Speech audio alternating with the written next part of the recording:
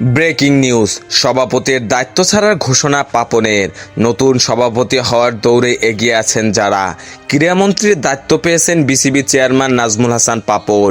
এরপর বিসিবির দায়িত্ব ছাড়ার ঘোষণা ছড়িয়ে পড়ে। তবে কিছু নিয়মনীতির কারণে তিনি এই সময় বিসিবির চেয়ারম্যানের দায়িত্ব ছাড়তে পারছেন না। তবে বিসিবির চেয়ারম্যান পদ নিয়ে অধিনায়ক নাজমুল হোসেন শান্ত সম্প্রতি বলেছেন তিনি এসিসি ও আইসিসির দায়িত্ব ছেড়ে দিয়েছেন। এ থেকে স্পষ্ট যে ক্রীড়ামন্ত্রী নাজমুল হোসেন পাপন বিসিবি প্রধান হিসেবে থাকতে চান না। তবে বিসিবি প্রধানের অভিজ্ঞতা মোটেও সুখকর নয়। বিসিবিতে 24-25 জন পরিচালক আছেন, যার মধ্যে মাত্র 7 থেকে 8 জন পরিচালকই ভালো করেছেন। তবে এবারই প্রথম পরিচালকদের নিয়ে খোলামেলা কথা বললেন তিনি বলেন অনেক পরিচালক তাকে মিডিয়া থেকে দূরে থাকতে বলেছেন, আর তিনি দায়িত্ব থেকে একটু দূরে চলে গেলে অনেকের কাছেই বিষয়টি জানার পরও কেউ কিছু বলেননি। যাদের কথা বলা দরকার তারাও কথা বলেন না। এ নিয়ে দুঃখ প্রকাশ করেছেন বিসিবি বস নাজমুল হাসান পাপন। আর এই যন্ত্রণা নিয়েই বিসিবি ছাড়ছেন পাপন।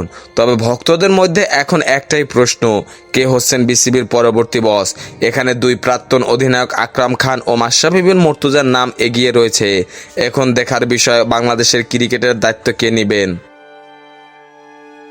খেলাধুলার সকল আপডেট পেতে আমাদের ইউটিউব চ্যানেলটি সাবস্ক্রাইব এবং ফেসবুক পেজটি ফলো দিয়ে লাইক, কমেন্ট, শেয়ার করে আমাদের সাথে যুক্ত থাকুন। ধন্যবাদ।